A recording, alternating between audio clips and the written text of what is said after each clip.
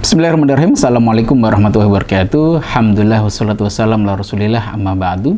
Alhamdulillah sahabat sekalian, sahabat nunggu beduk dimanapun berada. Semoga kita di 10 malam terakhir dari bulan suci Ramadan ini, amalan kita semakin menanjak dan semakin baik gitu ya. Dan semoga ini menjadi husnul khotimah bagi kita semuanya. Sahabat sekalian, menjaga keistiqomahan itu tidak mudah. Bahkan istiqomah disampaikan oleh para ulama, al-istiqomatu khairun min alfi karomah. Istiqomah itu lebih baik daripada 1000 karomah.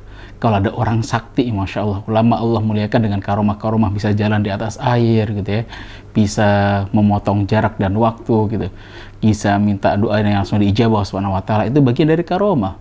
Dan keistiqomahan itu lebih baik dari ada 1000 karomah-karomah seperti itu. Maka semoga kita bisa istiqomah dalam kebaikan kita dari awal Ramadan sampai ke akhir Ramadan kita nanti dalam keadaan husnul khatimah. Sahabat sekalian, izinkan hari ini kita akan berbicara tentang bagaimana merawat Ramadan kita. Maka kuncinya adalah di keistiqomahan tadi. Ketika dari awal, ketika kita menyampaikan dalam surat Al-Baqarah 186, ya ayyuhalladzina amanu kutiba alaikumusiyam kama kutiba alal ladzina min qablikum la'allakum tattaqun. Wahai orang-orang yang beriman, diwajibkan bagi kalian berpuasa sebagaimana diwajibkan bagi orang-orang sebelum kalian. La'allakum tattaqun. Supaya semoga kalian menjadi orang yang bertakwa. Nah, kalimat-kalimat la'alla ini, yang semoga itu, yang bisa berarti iya, bisa berarti tidak dalam mendapatkan ketakwaan tertinggi, ya ketika syarat-syaratnya dipenuhi, maka la'allakum tattaqun. Maka semoga menjadi orang yang bertakwa. Tetapi ketika syarat-syaratnya tidak dipenuhi, kesolehan kita tidak naik juga gitu kan, keburukan kita masih berjalan, kebaikannya kurang maksimal, maka bisa jadi tidak mendapatkan ketakwaan tertinggi itu dalam bulan suci Ramadan. Maka yuk kita setiap hari kita muhasabah diri. Hari ini apakah lebih baik dari kemarin, atau kita sudah mengira oh udah 15 hari saya sudah mulai lelah, saya sudah mulai turun. Maka di situ bisa jadi kita tanda-tandanya ada sesuatu yang perlu kita evaluasi.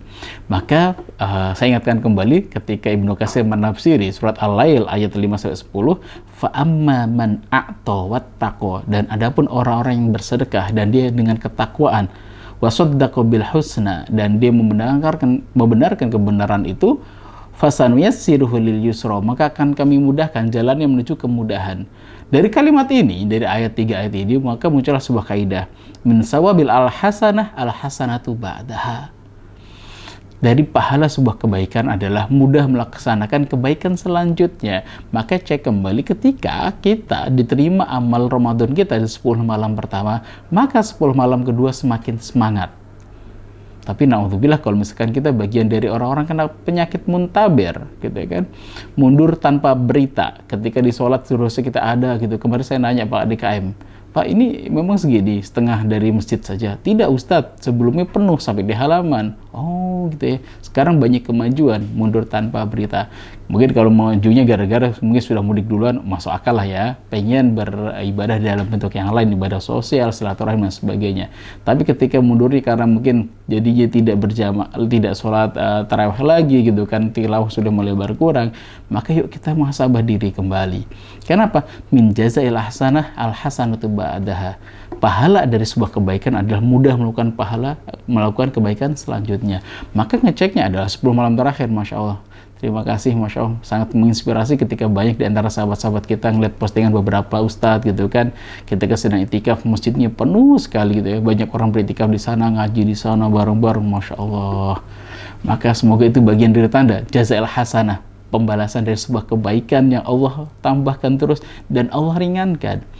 Maka kita tidak boleh itu tidak berdoa dalam doa-doa kita gitu ya, dalam doa Allahumma habib ilainal iman, ya Allah jadikanlah kami mencintai keimanan.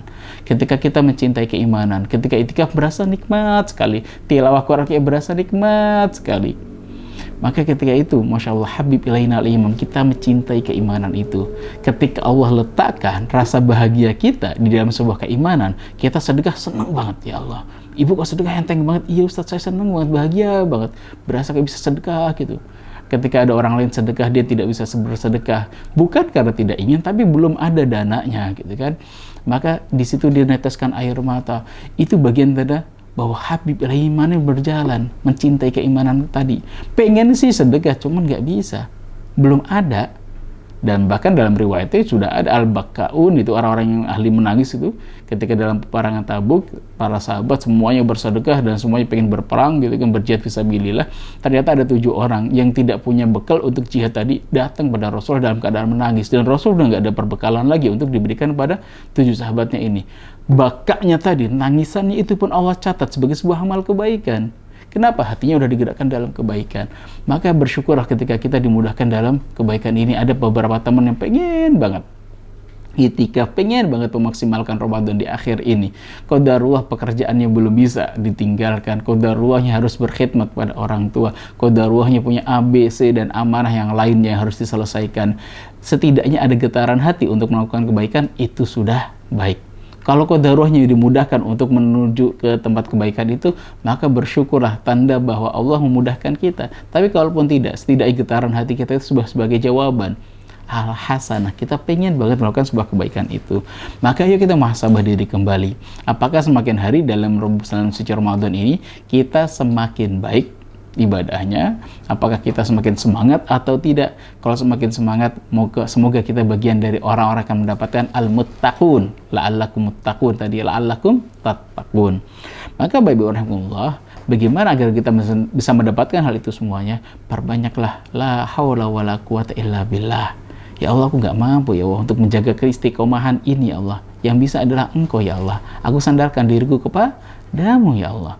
Kenapa? Allah menyampaikan iyyaka na'budu wa iyyaka nasta'in. Ya Allah, hanya kepadamu lah kami menyembah.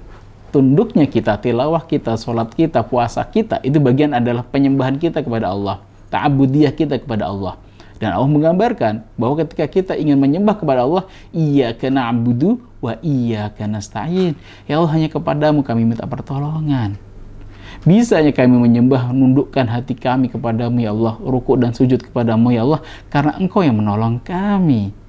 Maka kita pasrahkan semua kepada Allah. La haula wala quwata illa billah. Itu zikir yang harus kita ucapkan. Tidak urusan siapa yang lebih muda, siapa yang lebih sehat. Ada orang-orang yang mungkin bisa jadi ketika sholat tidak berdiri, dia duduk di atas kursinya, mungkin bahkan sholatnya di atas pembaringannya, di kasur masing-masing. Tapi masuk istiqomah dalam sholat itu masih terjaga, khusyuannya lebih terjaga. Tidak harus di dalam masjid. Tapi ketika kita dimudahkan tuh semuanya, Masya Allah, bersyukurlah, Masya Allah. Maka Bapak Ibu rahimakumullah, perbanyaklah berdoa, Allahumma habib ilainal iman, dan perbanyaklah zikir la haula wala quwata illa billah.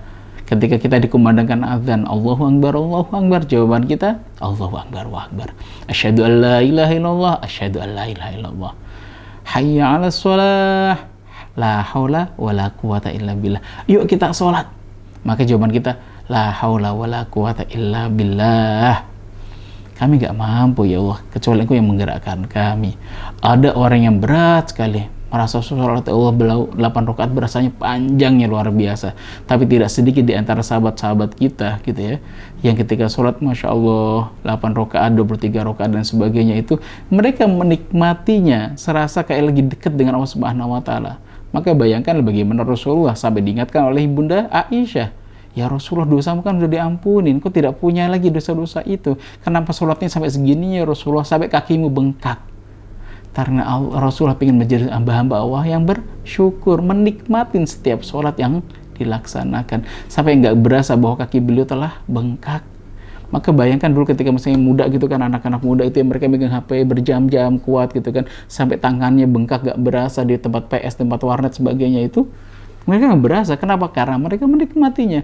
Dan banyak sekali orang-orang yang sampai jidatnya hitam gitu kan, kakinya bengkak, berdirinya lama, dia bisa kuat itu semua. Kenapa? Karena mereka menikmatinya. Maka kita minta pada Allah, habib ilainal iman, jadikanlah kami mencintai keimanan tadi, menikmati keimanan.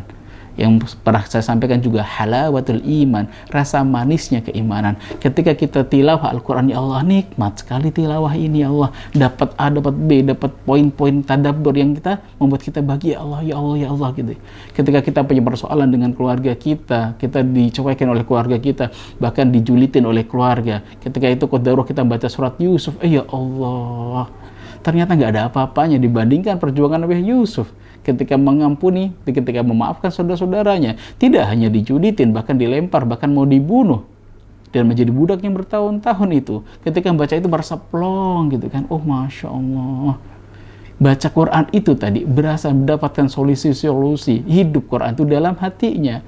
Maka ketika kita menikmati kehidupan kita sebagai seorang hamba dalam keadaan seperti itu, mencintai keimanan tadi, merasakan halawah, merasakan kemanisan di dalam setiap ibadah kita, semoga Allah telah menjaga kita dan istiqomah kita semoga mendapatkan keberkahan dari Allah Subhanahu wa taala.